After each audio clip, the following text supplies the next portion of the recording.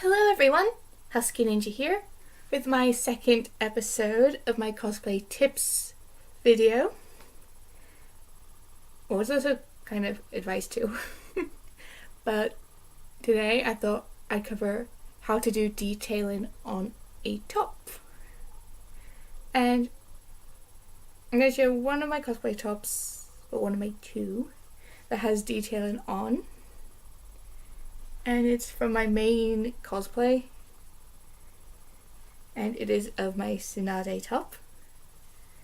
As you can see, all the detailing on the front, apart from the bit in the middle where the belt goes, and detailing on the back collar. All that detailing is actually a rather neat trick I learned myself. I'm just going to cover how you can today, talk-wise, of how to basically have your top better fitting if you want it flowy at the bottom but tight fitting at the top. Now, with this top, its detailing started with just me drawing on it with eye pencil, which didn't last long through washes. So I figured there's gotta be a better way to do it, and I don't have the steadiest of hands to paint it. So I looked at a few cosplay videos and I saw some people use ribbon for small detailing, and that made me think. Ribbon's not the most hard wearing of materials to sew onto a top. So I figured black shoelace. And so I hand stitched all the black shoelace onto my top, but I left a gap where the top's like look of how the belt is. So when I'm wearing my waist cincher belt, it doesn't pull on it at all because the belt's quite tight. So it makes, if I had detail go across there as well, it'd be a bit uncomfortable for me to have this like odd shape part just digging into me all day. Now this top did used to have sleeves and tie back parts, but I loved the main body of it because it matched Tsunade's top. Now I have sewn it here, or from there to there, rather haphazardly on the inside part there because it'd keep opening. So I sewn there, so it's not how our top is in the manga where it's more open, but it's how they made it a little bit more sensible to wear, which is how they do it in the anime, which I find personally is more comfortable. And I cut the sleeves off of it when I first did Tsunade. But when I looked back at photos when I first did her, I noticed you see huge gaps that showed my bra underneath it. And so what I did like 2 weeks after my first convention is I put it inside out, and I did 2 breast darts which go there and there, which solved the problem of the sleeve holes being too big. So I'll show you on one side of it, the inside part of it. That whole part from there across I hand stitched whilst it was on me and whilst it was inside out, so I could see like how better fitting it is for like the underwire, basically on top of where the underwire goes. So that is basically how much I had to basically sew in whilst wearing it. I was holding in place with clothes pegs, and then I thought I'll try on again the right way around so I can get a better idea of like how much I need to take in again.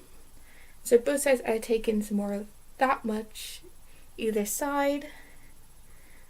So I got an even smaller one, a bit further up, which that way you can see how drastically I had to take it in. And it's different on each side with how much I had to take in, because nature. And the result is you could just about see them, but adds to more the realistic look of Tsunade's top and gives it more of a fitted look, which is what you see in the anime and manga. It's a lot more fitted around her bust. And so once I did that, I then put on the belt that I have for her, and I was like, this is the best sewing I've ever done. And then I got loads of black shoelace and sewn them on. I had to do a similar thing with the belt where I had to cut the buckle off. Now let's see if I can. Now I'll just get the belt out so I can show you guys. That whole section there was just a buckle. There's like extra material on it as well.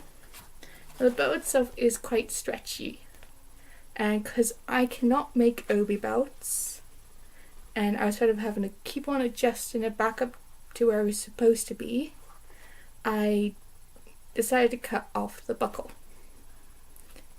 And what I did was, I also had an old pair of tights that were beyond wearing because of holes. I put some of the tight material that way and this way to cover up where the elastic would have been weaker, and using fishing wire because it stretches, I stitched it by hand, and I'm really happy with the gap because it's not that noticeable.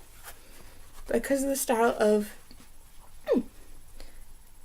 the waist cincher belt with these like square parts on, until they like fully wear off, which some are starting to like fray a bit, it adds like a nice bit of modern twist to Tsunade's belt. When they go off, it'll basically be like that, but with odd bits on it. But this is really tight when I have it on, because it basically goes like under the bust area there, so it pushes in and up and makes it so I can't slouch or lean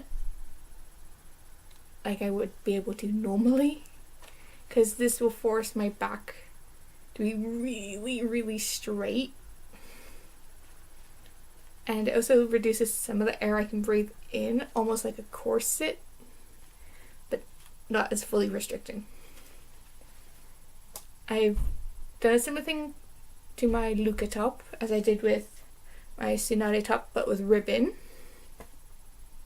And I added a button here on Luca's top, and then with the tie back parts of a dress I have, where it doesn't need the tie back straps on it, I did the blue detailing from here right round on the neck, and I'm really proud of that. Is but I still had to add a little bit extra yellow ribbon to it. It's like a gold yellow, kind of like Yang's hair in the background almost. But what I recommend to others is basically, if you're not skilled to make the things, like I am, you can always go out, buy things that work, and just like alter them so they'll work for the character you're going to cosplay. And it's really worked out for me, as I had those people like say to me how good my Tsunade and Luca cosplays look, even if they're not like 100% accurate, and I did make them all from scratch. I just love altering, painting, and sewing. But loads of people said how good they look on DeviantArt, and so I thought I'd share with you guys how I do detailing personally on cosplay tops, and how to do an obi belt basically with a waist cincher belt that have an annoying buckle on it. But it's how I'm able to keep a lot of my cosplay costs down. I don't restrict like what cosplay competitions, if I enter any, that I can enter into due to rules and regulations. But it's a really, really good way to keep your costs down, even, especially if you're like either brand new to cosplay or you've done cosplaying for a while. It's something I highly recommend doing, especially like if it's like something you know it'll be too difficult for you to sew from scratch as well, or if your skin gets irritated by certain materials and you don't want to risk that happening. I highly recommend it, doing it this way. But that is like if you're unsure on how to make an item and you're worried that, because like if it's a character you want to do for a convention that's coming up and you're worried that if you try and do something from scratch for it, you won't have that character done in time for that convention, it's another way to do it for your first time and talk to others who've done that character and ask them for advice and tips on how to make like tops and things. So this is Husky Ninja signing off on my cosplay tips episode 2.